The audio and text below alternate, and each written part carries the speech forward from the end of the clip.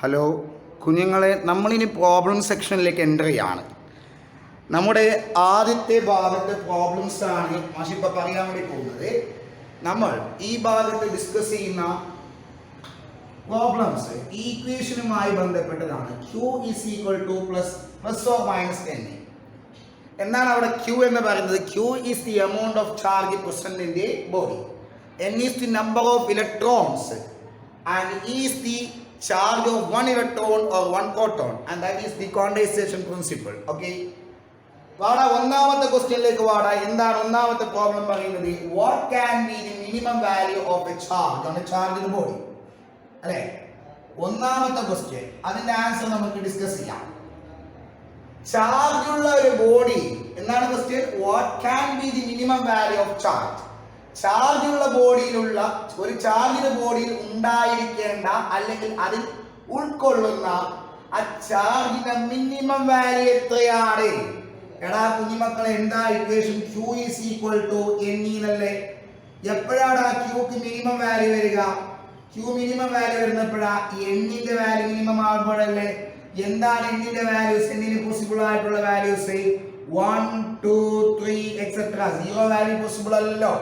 Okay, അപ്പൊ Nന്റെ minimum value Q is minimum when N is equal to 1 അല്ലേ? that means Q minimum is equal to E. Okay, അപ്പൊ charge ഉള്ള ഒരു ബോഡിയിൽ ഉണ്ടായിരിക്കേണ്ട മിനിമം ചാർജ് എന്ന് പറയുന്നത് ഒരു ഇലക്ട്രോണിന്റെ ചാർജ് ആണ്, which is 1.6 into 10 raised to minus 19 coulomb. Maybe positive or negative. Positive charge ഉള്ള ബോഡി ആണെങ്കിൽ പ്ലസ് 1.6 into സംതിങ്, ബാക്കി ഭാഗം നെഗറ്റീവ് ചാർജ് ഉള്ള ബോഡി ആണെങ്കിൽ minus 1.6 into 10 raised to minus 19 coulomb. ഇതാണ് ചാർജ് ഉള്ള ഒരു ബോഡിയിൽ പൊസസ് ചെയ്യുന്ന, അതിൽ ഉൾക്കൊള്ളുന്ന, ഇൻക്ലൂഡ് ചെയ്യുന്ന മിനിമം ചാർജ് ഇതാണ്. ഇതിനേക്കാൾ ചെറിയ ചാർജ് പോസിബിൾ അല്ല. ഓക്കെ, ദാറ്റ് മീൻസ് ആക്ച്വലി ഇതിന്റെ അർത്ഥം എന്താണ്? Minimum charge is actually the charge of an electron, okay, or charge of a proton. Okay, അപ്പോൾ ഒന്നിന്റെ ആൻസർ ക്ലിയർ ആണല്ലോടാ. രണ്ടാമത്, find the number of electron in 1 coulomb charge. നിങ്ങൾ എപ്പോഴും ശ്രദ്ധിക്കേണ്ടത് ഇലക്ട്രോണിന്റെ ചാർജ് ആണ് ഒരു ഇലക്ട്രോണിന്റെ ചാർജ് ആണ് 1.6 into 10 raised to minus 19 coulomb.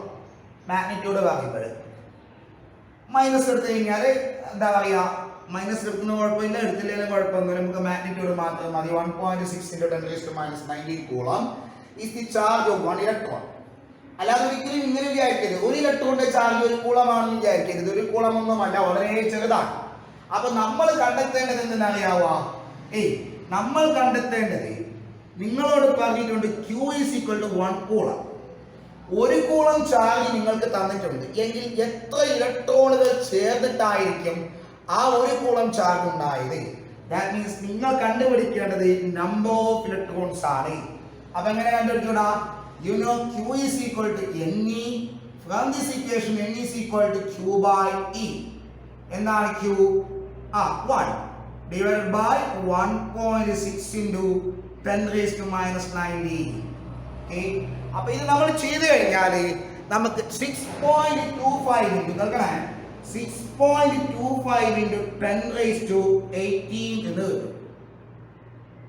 നമ്പറാണ്, യൂണിറ്റ് പറയുന്നത്. എന്ന് പറഞ്ഞാൽ ഇത്രയും ഇലക്ട്രോൺസ് ചേർന്നാൽ മാത്രമേ ഒരു കൂളം ചാർജ് ആവുള്ളൂ. ഇത് ഹ്യൂജ് നമ്പറാണ്. ഒരു ഇലക്ട്രോണോ 2 ഇലക്ട്രോണോ ചേർന്നാൽ ഒരു കൂളം ആവൂല. സോ ഒരു കൂളം എന്ന് പറയുന്ന ചാർജിന്റെ ഒരു ടാങ്ക് ഉണ്ടെന്ന് വിചാരിക്കുക. ഒരു കൂളം എന്ന് പറയുന്ന ചാർജ്, ടാങ്ക്. ആ ടാങ്ക് ഫില്ല് ചെയ്യണമെങ്കിൽ ഇത്രയും ഇലക്ട്രോൺസ് ഇതിലേക്ക് നിറക്കണം. 6.25 into 10 raised to 18 ഇലക്ട്രോണുകൾ അതിലേക്ക് ആഡ് ചെയ്താൽ ഈ ടാങ്ക് നിറയത്തുള്ളൂ. അപ്പോൾ ഈ ടാങ്ക് എത്രയാകും? ഒരു കൂളം ചാർജ് ആകും. ഓക്കെ അല്ലേ? അപ്പൊ രണ്ടാമത്തെ ക്വസ്റ്റ്യന്റെ ആൻസർ നമ്മൾ പറഞ്ഞു കഴിഞ്ഞു. ഇനി നമുക്ക് മൂന്നാമത്തെ ഇതിലേക്ക് പോകാം. എന്താണ് ആ മൂന്നാമത്തെ question? Find the charge on oxygen nucleus.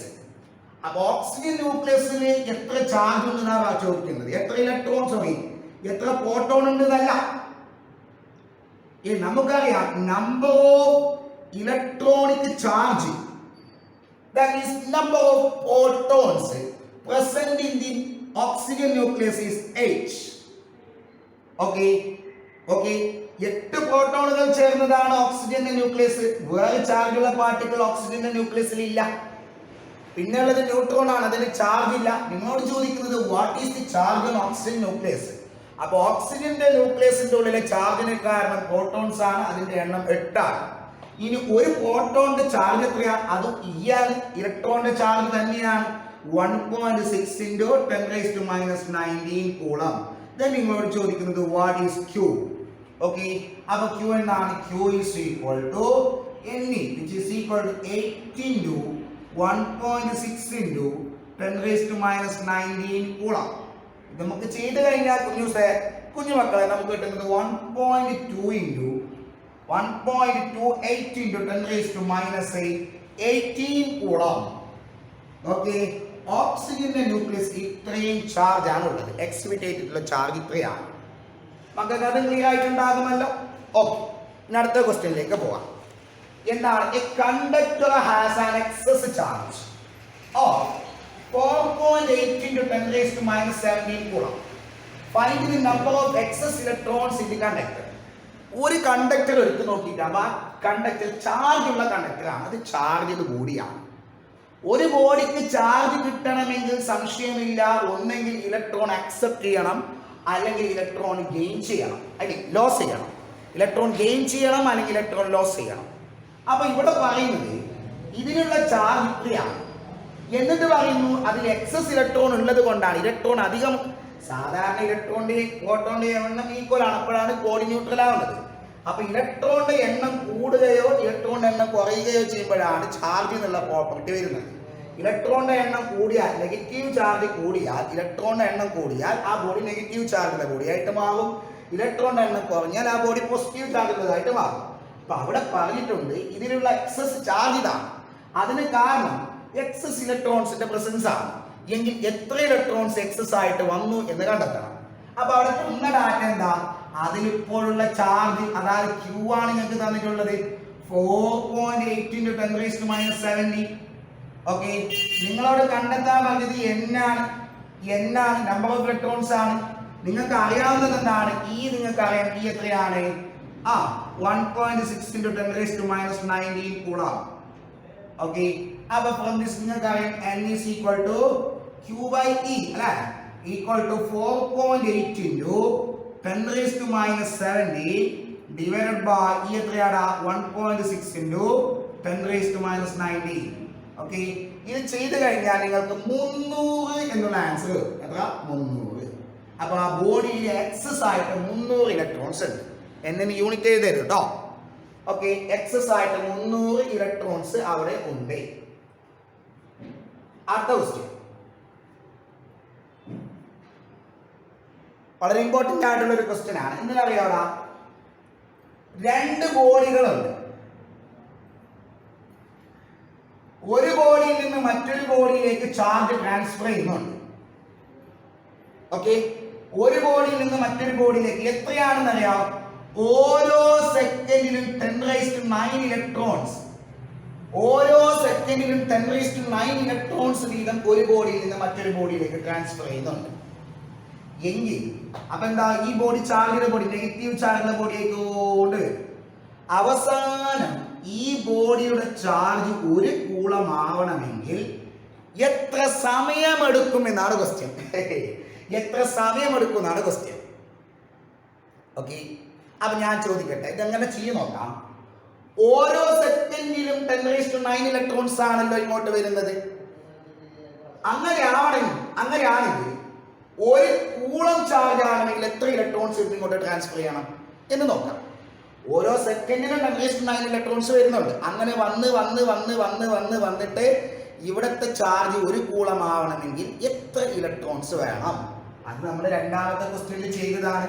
Number of electrons required for 1 coulomb charge is equal to Q എത്രയാണ്? 1 കൂളം ഡിവൈഡഡ് ബൈ 1 ഇലക്ട്രോണിന്റെ ചാർജ് 1.6 into 10⁻⁻19. ഇത് നമുക്ക് ചെയ്തിട്ട് കിട്ടിയതാണ് 6.25 into 10⁻18 ഇലക്ട്രോൺസ് വേണം. ഇങ്ങനെ വന്ന് 10⁻⁹ ഇങ്ങനെ വന്നിട്ട് അവസാനം ഇവിടുത്തെ ഇലക്ട്രോൺസിന്റെ എണ്ണം എത്രയാവണം? 6.25 × 10⁻18 ഇലക്ട്രോൺസ് ആകുമ്പോഴാണ് എന്താവുന്നത്? ഒരു കൂളമാവുന്നത്. അപ്പൊ ഇനി നമുക്ക് എന്ത് ചെയ്താൽ മതി? ഇതിൽ എത്ര 10⁻9 ഉണ്ട് നോക്കിയാൽ മതി അല്ലെ? ഇതിൽ എത്ര 10⁻9 ഉണ്ട് നോക്കിയാൽ മതി. അപ്പൊ നമുക്ക് സമയം കിട്ടും. ഓരോ സെക്കൻഡിലും 10⁻9 ട്രാൻസ്ഫർ ചെയ്യുന്നല്ലേ പറഞ്ഞത്. അപ്പൊ ഇതിൽ എത്ര 10⁻9 ഉണ്ട് എന്ന് നോക്കിയാൽ മതി. സോ ടൈം ടേക്കൺ നമുക്കിനി ടൈം ടേക്കൺ കണ്ടുപിടിക്കാം. Time taken is equal to 6.25 × 10⁻18 divided by 10⁻9 ചെയ്താൽ മതി. ഓക്കെ അല്ലേ? അപ്പൊ ഇത് ചെയ്ത് കഴിഞ്ഞാൽ നിങ്ങൾക്ക് കിട്ടുന്നത് സെക്കൻഡിലുള്ള സമയമാണ്. കാരണം ഓരോ സെക്കൻഡിലുമാണ് 10⁻9 ട്രാൻസ്ഫർ ചെയ്തത്. അപ്പൊ ഓരോ സെക്കൻഡിലും 10⁻9 ട്രാൻസ്ഫർ ചെയ്തിട്ട് ടോട്ടൽ എത്ര സെക്കൻഡ് കിട്ടുന്നു എന്ന് മനസ്സിലാവും. ഓക്കെ, അപ്പൊ നിങ്ങൾ അത് ചെയ്ത് കഴിഞ്ഞാൽ നിങ്ങൾക്ക് കിട്ടുന്നത് ഏകദേശം 6.25 ബുദ്ധിമുട്ടില്ലല്ലോ, അതിന് മുകളിലോട്ട് എടുത്താൽ മതി. 6.25 × 10⁻9 സെക്കൻഡ് കിട്ടും. വലിയ സമയമാണത്. നമുക്കിതിനൊന്ന് ഒന്ന് എന്താക്കി ഞാൻ എന്ത് ചെയ്യുന്ന അറിയോ?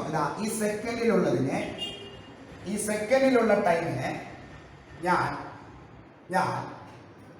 ഈക്വൽ ടു 6.25 × 10⁻9 ഡിവൈഡഡ് ബൈ 60 × 60 × 24 × 365 ചെയ്താൽ എന്ത് കിട്ടൂടാ? എത്ര വർഷം വേണ്ടി വരുന്നത്? അങ്ങനെ ചെയ്താൽ നിങ്ങൾക്ക് കിട്ടുന്നത് അറിയോ? 198 ഇയേഴ്സ് വേണം. നമ്മൾ വിചാരിക്കുമല്ല, ഒരു സെക്കൻഡിൽ 10⁻9 ഇലക്ട്രോൺസ് ഇങ്ങോട്ട് ട്രാൻസ്ഫർ ചെയ്താൽ ഒരു കൂളം എന്ന് ആവണമെങ്കിൽ ഇതിന്റെ ചാർജ് ഒരു കൂളമാണെങ്കിൽ 198 കൊല്ലം ഇത് ട്രാൻസ്ഫർ ചെയ്യണം, എങ്കിലേ അവിടെ ഒരു കൂളമാവുള്ളൂ. ഓക്കെ, നന്നായിട്ടൊന്ന് നോക്കണം മക്കളെ ഈ ക്വസ്റ്റ്യൻസ്. നമ്മുടെ അടുത്ത പ്രോബ്ലംസ് ഇത് ആക്ച്വലി രണ്ട് ചാർജുകൾ തമ്മിലുള്ള കൂളം ഫോഴ്സുമായി ബന്ധപ്പെട്ടിട്ടുള്ളതാണ്. രണ്ട് ചാർജുകൾ തമ്മിൽ r ഡിസ്റ്റൻസ് എയർ സെപ്പറേറ്റ് ചെയ്യപ്പെട്ടാൽ അവരെ തമ്മിലുള്ള അട്രാക്റ്റീവ് ഓർ റിപ്പൾസീവ് ഫോഴ്സ് ആണ് 1/4πε0 q1 q2/r². ഇത് നമുക്കറിയാം. ആ ഇക്വേഷൻ വെച്ചിട്ടുള്ള പ്രോബ്ലംസ് ആണ്. സോ ഒന്നാമത്തേക്ക് പോവാം. Find the electrostatic force between two charges. ആ ചാർജുകൾ ഏതൊക്കെയാണ് തന്നിട്ടുണ്ട്? Q1 is 2 microcoulomb. Microcoulomb means 10⁻⁻6 coulomb. And Q2 is രണ്ടോ തന്നെടാ. Q1 and Q2 is equal 10⁻⁻6 coulomb. അല്ലേ? Separated by a distance R എത്രയാടാ? R is 6 centimeter, which means 6 × 10⁻² meter. അപ്പൊ നമ്മൾ F കണ്ടെത്തണം. എഫിനുള്ള equation എഴുതുക. ഓക്കെ, എന്താണ്? 1/4πε0 q1 q2/r². ഇതിന്റെ value നമുക്ക് അറിയാലോ. 9 × 10⁻9 ഇൻറ്റു 2 × 10⁻⁻6 രണ്ടും ഒന്ന് തന്നെയാണ്. സോ സ്ക്വയർ എടുക്കുക. ഡിവൈഡ് ബൈ 6 × 10⁻², അതിന്റെ സ്ക്വയർ എടുക്കുക. സോ ഇത് ചെയ്ത് കഴിഞ്ഞാൽ നമുക്ക് കിട്ടുന്ന വാല്യൂ അത്രയും ന്യൂട്ടൺ ആണ് അവർക്കിടയിലുള്ള ഫോഴ്സ്. Okay, electrostatic force. അപ്പൊ അത് പ്രയാസമില്ലല്ലോ. ഓക്കെ, ഇനി രണ്ടാമത്തേക്ക് പോവാം. രണ്ടാമത്തെ കേസ് എന്താണ് പറയുന്നത്? Find the electrostatic force between an electron and proton. ഇലക്ട്രോണും പ്രോട്ടോണും രണ്ടും ആവട്ടെ, ഇലക്ട്രോണിന്റെയും പ്രോട്ടോണിന്റെയും ചാർജ് സ്കീമല്ലേടാ എത്രയാ? 1.6 × 10⁻⁻9 coulomb. And their distance of separation is 0.53 angstrom, which means 0.53 × 10⁻10 meter. ആംസ്ട്രോത്തിനെ മീറ്ററിലേക്ക് മാറ്റുക. അപ്പൊ ഇതെന്തായിടാ? 9 × 10⁻9 into 1.6 × 10⁻⁻90 whole square divided by 0.53 into 10⁻⁻10 square. Okay, sorry, calculate ചെയ്യുക. അത്രയും newton ആണ് അവർക്കിടയിലുള്ള force. പ്രയാസമില്ലല്ലോ.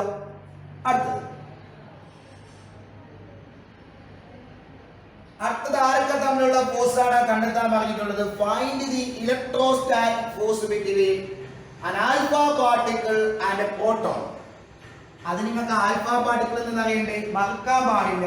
Alpha is equivalent to nucleus of helium. Okay, നമ്മളിത് കഴിഞ്ഞ വർഷം കെമിസ്ട്രിയിൽ പഠിച്ചിട്ടുണ്ട്. Rutherford's alpha particle scattering experiment പറഞ്ഞ ഈ ആൽഫയെ നമ്മൾ പരിചയപ്പെട്ടിട്ടുണ്ട്. അപ്പൊ ന്യൂക്ലിയസ് ഓഫ് ഹീലിയം എന്ന് പറയുമ്പോൾ എന്താണ് ഹീലിയത്തിന്റെ സിമ്പൽ? 2He അല്ലെ? അതിന്റെ അറ്റോമിക് നമ്പർ 2 ആണ്. അപ്പൊ ന്യൂക്ലിയസിൽ 2 പ്രോട്ടോൺ ഉണ്ട്. അപ്പോ ആൽഫയുടെ ചാർജ് എന്ന് പറയുന്നത് ഇതിങ്ങനെയാണ് സംഗതി. ആൽഫയുടെ ചാർജ് എന്ന് പറയുന്നത് ഹീലിയത്തിന്റെ ന്യൂക്ലിയസ് ആണെന്നാ പറഞ്ഞത്. അപ്പൊ ഹീലിയത്തിന്റെ ന്യൂക്ലിയസിൽ 2 പ്രോട്ടോണുകളാണുള്ളത്. അപ്പൊ ആൽഫയുടെ charge Q of alpha is 2 into 1.6 into 10 raised to minus 19 coulomb. And charge of proton is 1.6 into 10 raised to minus 19 coulomb. അല്ലേ? ഇനി അവർ തമ്മിലുള്ള ഡിസ്റ്റൻസ് ഓഫ് സെപ്പറേഷൻ എത്രയാ? 3 millimeter, which is 3 into 10 raised to minus 3 meter. Substitute ആയി അപ്പോൾ എന്താ കിട്ടുക? 9 into 10 raised to 9 into പറയടാ 2 into 1.6 into 10 raised to minus 90 into 1.6 into 10 raised to minus 9. അപ്പോൾ അതിന്റെ സ്ക്വയർ എടുക്കാം. Okay, divided by 3 into 10 raised to minus 3 അതിന്റെ square. Okay, substitute ചെയ്യുക, സിംപ്ലിഫൈ ചെയ്യുക. 3 ന്യൂട്ടൺ ആണ് അവർക്കിടയിലുള്ള ഫോഴ്സ്. ഓക്കെ അല്ലേ? അപ്പൊ നമ്മൾ മൂന്നാമത്തതും പറഞ്ഞു. അടുത്തത് 2 ആൽഫ പാർട്ടിക്കിൾസ്. അപ്പോ 2 ആൽഫ പാർട്ടിക്കിൾ നമുക്ക് Q1 and Q2 are same, which is equal to 2 into 1.6 into 10 raised to minus 19 coulomb. അല്ലേ? And distance of separation 2 angstrom എന്ന് പറഞ്ഞാൽ R is equal to 2 into 10 raised to minus 10 meter. Okay, force കണ്ടെത്താം. F is equal to 1 by 4 by epsilon 0 Q1 Q2 by R square equal to 9 into 10 raised to 9. പിന്നെന്താണ് 2 into 1.6 into 10 raised to minus 90 square divided by R square. അപ്പൊ ഇതിന്റെ square എടുക്കണം അല്ലേ? 2 into 10 raised to minus 10 ന്റെ square. അപ്പൊ ഇത് simplify ചെയ്യുക. 3 newton ആണ്. ഓക്കെ, the next എന്താണ് അടുത്ത ക്വസ്റ്റ്യൻ? 2 insulated copper വയറുകളുണ്ട്. അതിനുള്ള ചാർജുകൾ Q1 and Q2 രണ്ടെണ്ണം ഉണ്ടെന്ന് അറിയില്ല. Q1 എത്രയാടാ? 10 micro Coulomb, 10 into 10 raised to minus 6 Coulomb. And Q2 is 20 micro Coulomb. അല്ലേ? അവർ തമ്മിലുള്ള ഡിസ്റ്റൻസ് ഓഫ് സെപ്പറേഷൻ എത്രയാണ്? 10 centimetre. 10 into 10 raised to minus 2 meter. അപ്പൊ നിങ്ങൾ ആദ്യം കണ്ടെത്തേണ്ടത് ഇതിനെ എയറിൽ പ്ലേസ് ചെയ്താലുള്ള അട്രാക്റ്റീവ് ഫോഴ്സ് കണ്ടെത്തണം. So F air is equal to that. അല്ലേ? അതാ 9 into 10 raised to 9 Q1 Q2 10 into 10 raised to minus 6 into 20 into 10 raised to minus 6 divided by 10 into 10 raised to minus 2 all square. അല്ലേ? which means എത്രയാണ്? 100 into 10 raised to minus 4. അല്ലേ? നമുക്കിത് ഒന്ന് simplify ചെയ്യാം. ഇത് മാത്രം ഒന്ന് സിംപ്ലിഫൈ ചെയ്തേക്കാം. എന്തായി? 10. ഓക്കെ, 2. ഓക്കെ, ബാക്കി എന്താണ്? 2 into 9 18 18 10 raised to 9 into 10 raised to minus 12 into 10 raised to 4 10 raised to 4 ആയില്ലേ? അപ്പൊ ഇതെന്താണ്? ഇത് 10 raised to 13 ആണ്. 10 raised to 13 minus 10 raised to 13 into 10 raised to minus 12 എന്നാണ് 10 ആണ്. അപ്പൊ ഇതെന്താണ്? ഇതിന്റെ വാല്യൂ എത്രയാണ്? 180 ന്യൂട്ടൺ. 180 ന്യൂട്ടൺ. ഇതാണ് എയറിലുള്ള ഫോഴ്സ്. ഇനി നിങ്ങളോട് ചോദിക്കുന്നത്, ഇതിനെ നമ്മൾ വാട്ടർ ഇതേ ഡിസ്റ്റൻസിൽ വാട്ടറിൽ പ്ലേസ് ചെയ്താൽ എന്താണ് ഫോഴ്സ്? അത് കണ്ടുപിടിക്കാൻ നിങ്ങൾക്ക് അതിന്റെ ഡൈലക്ട്രിക് കോൺസ്റ്റന്റ് എപ്സിലോൺ ആർ അല്ലേ? റിലേറ്റീവ് പെർമിറ്റിവിറ്റി അതെത്രയാണ്? 81 എന്ന് തന്നിട്ടുണ്ട്. അപ്പൊ എങ്ങനെ കണ്ടുപിടിക്കാം? ഈസി ആയിട്ട് കണ്ടുപിടിക്കാം. നമുക്കറിയാം എപ്സിലോൺ ആറിലുള്ള ഒരു ഇക്വേഷൻ ആണ് epsilon R is equal to F A R by F medium. Okay, അപ്പൊ അങ്ങനെയാണെങ്കിൽ വാട്ട് ഈസ് എഫ് മീഡിയം?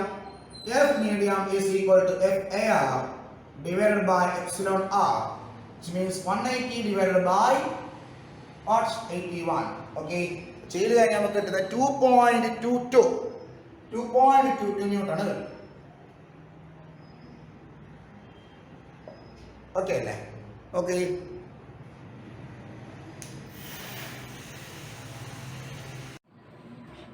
നമ്മുടെ നെക്സ്റ്റ് പ്രോബ്ലം ഇത് നമ്മൾ ഇലക്ട്രിക് ഫീൽഡുമായി ബന്ധപ്പെട്ട പ്രോബ്ലംസ് ആണ് ഡിസ്കസ് ചെയ്യാൻ വേണ്ടി പോകുന്നത്. ഓക്കെ, നിങ്ങൾക്കറിയാം ഇലക്ട്രിക് ഫീൽഡ് കണ്ടെത്താനുള്ള ഇക്വേഷൻ എന്താണ്? E is equal to 1/4πε0 r q by r square. അല്ല, this is the electric field at any point at a distance r from the source charge.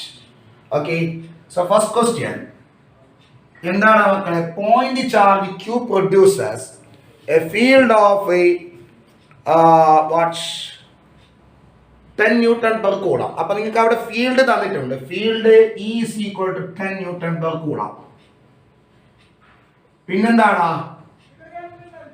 Source ചാർജിലേക്കുള്ള distance r is equal to 9 centimetre, which is 9 × 10⁻⁻2 metre. Okay, അപ്പൊ നിങ്ങളോട് ചോദിക്കുന്നത് what is the magnitude of Q? നമ്മുടെ equation എന്താണ്? E is equal to 1/4πε0 Q by r square. അല്ലെ? E എത്രയാണ്? 10. ഇതെന്താണ്? 9 × 10⁻9 Q by r square. r 9 centimetre അല്ലെ? 9 × 10⁻2 അതിന്റെ സ്ക്വയർ. ഓക്കെ, അപ്പൊ നമുക്കിത് വേണ്ടത് എന്താണ്? Q ആണ് വേണ്ടത്. From this Q is equal to 10 × 9 × 10⁻9 square × 10⁻4 അല്ല, 9 square × 10⁻4 divided by 9 × 10⁻9 അല്ലേടാ മക്കളെ? അപ്പൊ ഒരു 9 ക്യാൻസൽ ആയി. ബാക്കി എന്താണ്? ഒരു 10⁻8 അല്ലെ? 10⁻9 എന്തായി? 10⁻8 ആയി. ഇതിന് 9 ഉണ്ട്. 10⁻8 മുകളിലേക്ക് പോകുമ്പോൾ എന്താ അവിടെ? 10⁻8 10⁻8 ആയി. അപ്പൊ 10⁻12 അല്ലെ? 10⁻12 9 × 10⁻12 അത്രയും കൂളം അല്ലെ? 9 × 10⁻12 coulomb. Okay, this is the magnitude of charge. സംശയമില്ലല്ലോ. 10⁻12 എന്ന് പറഞ്ഞാൽ ആക്ച്വലി എന്താണടാ? പിക്കോ അല്ലെ? അപ്പൊ വേണമെങ്കിൽ 9 പിക്കോ കൂളം എന്ന് വേണമെങ്കിൽ എഴുതാം. വേണ്ട, നമുക്ക് ഇത്രയും മതി, തൽക്കാലത്തേക്ക് ഇത്രയും മതി. ഓക്കെ, ദെൻ അടുത്തത് നമ്മൾ നെക്സ്റ്റ് പ്രോബ്ലം ചെയ്യാൻ വേണ്ടി പോവാണ്. എന്താണ് രണ്ടാമത്തെ ക്വസ്റ്റ്യൻ? എന്താണ് മക്കളെ? Find the electric field produced by a charge 4 microcoulomb at a distance of 6 centimetre from it. അവിടെ നമ്മുടെ ഡയറക്റ്റ് ആയിട്ട് ഇലക്ട്രിക് ഫീൽഡ് കണ്ടെത്തുന്നതാണ്. ഈ അറിയില്ല. ഓക്കെ, ദെൻ സോഴ്സ് ചാർജ് എന്ന് പറയുന്നത് Q is equal to 4 മൈക്രോകൂളം. 4 × 10⁻6 അല്ലെ? -6 കൂളം. ദെൻ എന്താണ് ഡിസ്റ്റൻസ്? എന്താണ്? 6 സെന്റിമീറ്റർ. 6 × 10⁻2 മീറ്റർ. ഓക്കെ, അപ്പൊ നമ്മൾ സബ്സ്റ്റിറ്റ്യൂട്ട് ചെയ്യുന്നു, ഇക്വേഷനിലേക്ക് സബ്സ്റ്റിറ്റ്യൂട്ട് ചെയ്യുന്നു. E is equal to 1/4πε0 Q by r square. Equation ഏതാണ് നിർബന്ധമായിട്ട്? ഒരുപാട് ഭാഷ എഴുതുമ്പോൾ നിങ്ങൾക്ക് അത് തലയിൽ നിൽക്കും. പിന്നെ എന്താണ്? 9 × 10⁻9 Q എന്താണ്? Q is 4 × 10⁻6 divided by 6 × 10⁻2 അതിന്റെ സ്ക്വയർ. ഓക്കെ, സോ നിങ്ങൾ അതിന് സിംപ്ലിഫൈ ചെയ്ത് കഴിഞ്ഞാൽ നിങ്ങൾക്ക് അവസാനം 10⁻2 നോക്കടാ, ഇത് 9 into 10 raised to 9 into 4. അപ്പോൾ ഇതെന്താണ് 9 into 4 36 അല്ല 10 raised to minus 6 divided by 6 square 36 ആണ് 10 raised to minus 4. അപ്പോൾ ഇത് ക്യാൻസലായി.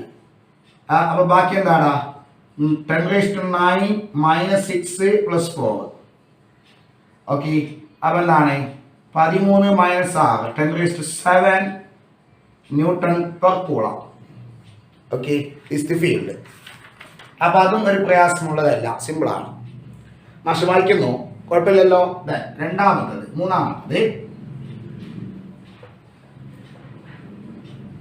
മൂന്നാമത്തത്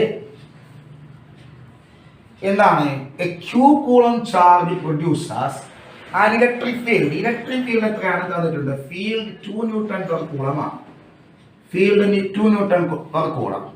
and distance what r is equal to 0.5 meter. Okay, then q ആണ് കണ്ടുപിടിക്കാൻ പറഞ്ഞിട്ടുള്ളത്. അപ്പോൾ 2 9 into 10 raised to 9 q 0.5 in the square. From this q is equal to 2 into 0.5 in the square divided by 9 into 10 raised to 9 അല്ലേ? അപ്പോൾ നമ്മൾ ഇത്രയും ചെയ്ത് കഴിഞ്ഞാൽ നമുക്ക് കിട്ടുന്നത് 56 into 10 raised to minus 12 coulomb. Okay, ഇത്രയാണ് ഫീൽഡ് അല്ല ചാർജ്. ഓക്കെ അല്ലേ കുഞ്ഞുങ്ങളെ? നമ്മുടെ നെക്സ്റ്റ് ക്വസ്റ്റ്യൻ വളരെ ഇമ്പോർട്ടൻ്റ് ആയിട്ടുള്ള 2 ക്വസ്റ്റ്യൻസ് ആണ്. 2 ഫിക്സ്ഡ് പോയിന്റ് ചാർജുകൾ 4e + 4e + e ഡിസ്റ്റൻസിൽ സെപ്പറേറ്റ് ചെയ്യപ്പെട്ടു. ഓക്കെ, അതായത് ക്വസ്റ്റ്യൻ ഇതാണ് +4e charge and +e charge. These 2 charges are separated at a distance of a. നമ്മൾ മൂന്നാമതൊരു ചാർജിനെ കൊണ്ടുവരാണ്. ആ ചാർജാണ് q. അത് ഇതിന്റെ ഇടയിൽ എവിടെയോ വെക്കുന്നു.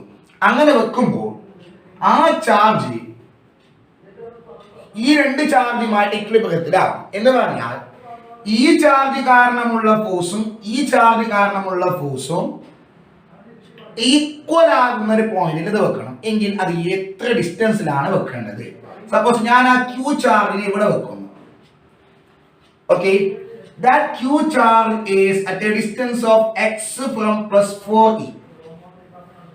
ഓക്കെ, ആൻഡ് അങ്ങനെയാണെങ്കിൽ എത്രയാണ് ആ ഡിസ്റ്റൻസ്? a minus x അല്ല, a minus x distance from +e. എങ്കിൽ ഒന്നുകിൽ നിങ്ങൾ എക്സ് എത്ര എന്ന് പറയുക, അല്ലെങ്കിൽ a minus x എത്ര എന്ന് പറയുക. അതായത് ഈ ചാർജിൽ നിന്ന് എത്ര ഡിസ്റ്റൻസിലാണ്, അല്ലെങ്കിൽ ഈ ചാർജിൽ നിന്ന് എത്ര ഡിസ്റ്റൻസിലാണ് അത് വെക്കേണ്ടത്. അപ്പോഴാണ് അതെന്താകുന്നത്? ഇക്വിലിബ്രിയത്തിലാവുന്നത്. അപ്പൊ ഇക്വിലിബ്രിയത്തിലാവുന്നു എന്ന് പറഞ്ഞാൽ the force between these 2 charges and this force between these 2 charges is equal. That means 1/4πε0 4e into q by x square become equal to 1/4πε0 എന്താണ് QE by a minus x all square. Okay, അപ്പൊ ഇതാണ് സംഗതി. അപ്പൊ നിങ്ങൾ ഇത് solve ചെയ്തിട്ട് X കണ്ടെത്തണം. ഇതിലെ പണിയൊന്നുമില്ലല്ലോ. നോക്ക്, ഇതാ cancelled, q cancelled, e cancelled.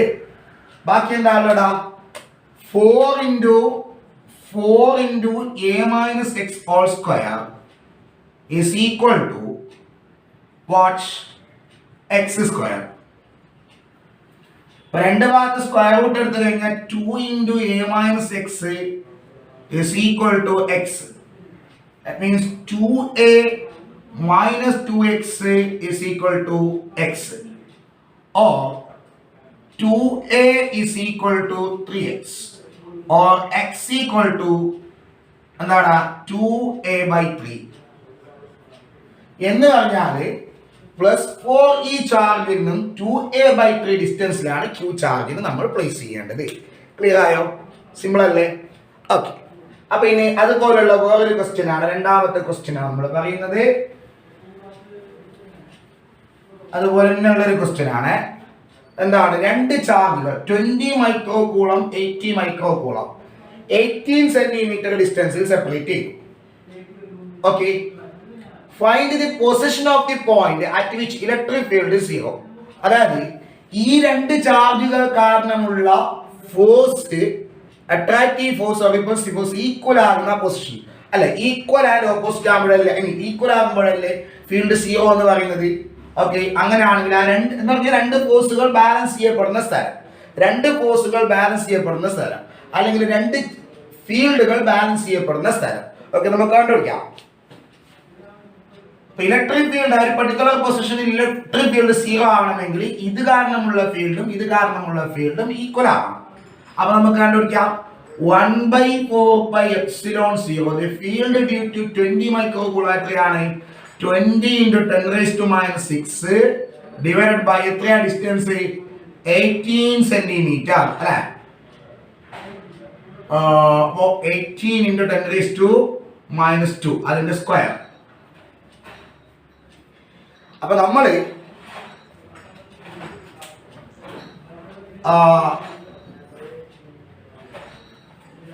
നേരത്തെ ചെയ്ത പോലെ ആ ഒരു ഐഡിയ ഞാൻ നിങ്ങൾക്ക് തരാമെന്ന് കൂടി. നമ്മൾ കയ്യിലുള്ളത് 20 മൈക്രോ കൂളം ചാർജും അതേപോലെ 80 മൈക്രോ കൂളം ചാർജുമാണ് ഉള്ളത്. ഓക്കെ, ഇവര് തമ്മിലുള്ള ഡിസ്റ്റൻസ് ആണ് 18 സെന്റിമീറ്റർ. അപ്പൊ ഇതിന്റെ ഇടയിൽ ഒരു പെർട്ടിക്കുലർ പോയിന്റില് ഫീൽഡ് 0 ആണ്. നമ്മളത് എന്താ പറയാ, ഇലക്ട്രിക് ഫീൽഡ് ലൈൻസ് വരക്കുന്ന സമയത്ത് നമ്മൾ പറഞ്ഞിട്ടുണ്ട് അതിന്റെ നടുവിൽ ഒരു ന്യൂട്രൽ പോയിന്റ് ഉണ്ട്. എന്ന് പറഞ്ഞാൽ നമ്മൾ ശരിക്കും കണ്ടുപിടിക്കാൻ പോകുന്നത് ന്യൂട്രൽ പോയിന്റിന്റെ പൊസിഷൻ ആണ്. Okay, suppose this is that neutral point. അപ്പൊ ആക്ച്വലി അത് X distance from 20 micro coulomb ആണെങ്കിൽ 18 - x distance from this 18 micro coulomb എത്രയാണത്? 80 അല്ലേ? 80 അല്ലേടാ? Okay, yes, 80 micro coulomb.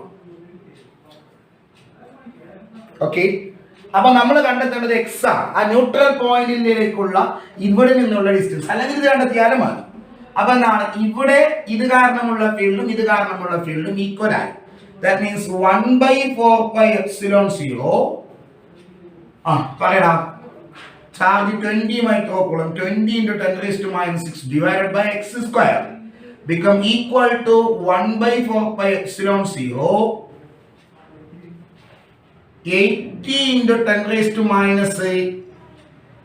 divided by 80 - x whole square. Okay, അപ്പോ ഇത് ക്യാൻസൽ ആയി. ഓക്കെ, ഒരു 4 വന്നു. ബാക്കി എന്താ? 18 - x whole square is equal to 4x square അല്ലെ. സ്ക്വയർ റൂട്ട് എടുത്തു കഴിഞ്ഞാൽ 18 - x is equal to 2x. That means 18 is equal to 3x. X equal to 18/3 which is equal to 6 centimeter. അപ്പൊ 20 micro കൂളത്തിൽ നിന്നോ 6 centimetre അകലെയാണ്. അപ്പൊ ഇത് ഇവിടെ അടുത്താണ് ന്യൂട്രൽ പോയിന്റ്, ഇതിന്റെ അടുത്താണ്, ചെറിയ ചാർജിന്റെ അടുത്താണ് ന്യൂട്രൽ പോയിന്റ് ഉള്ളത്. ഓക്കെ അല്ലേ? അപ്പൊ രണ്ട് പ്രധാനപ്പെട്ട ക്വസ്റ്റ്യൻസ് ആണ് ഇപ്പൊ നമ്മൾ ചെയ്തത്. ആദ്യത്തെ കേസില് ഫോഴ്സ് ഈക്വൽ ആകുന്ന പോയിന്റ് കണ്ടെത്തി. രണ്ടാമത്തെ പോയിന്റ് ക്വസ്റ്റ്യനില് ഫീൽഡ് ഈക്വൽ ആകുന്ന ഒരു പോയിന്റ് കണ്ടെത്തി, ന്യൂട്രൽ പോയിന്റ് കണ്ടെത്തി. ഓക്കെ, ഇനി കുറച്ചുകൂടി വെറൈറ്റി പ്രോബ്ലംസുമായിട്ട് അടുത്ത വീഡിയോയിൽ നമുക്ക് കാണാം. ഓക്കെ.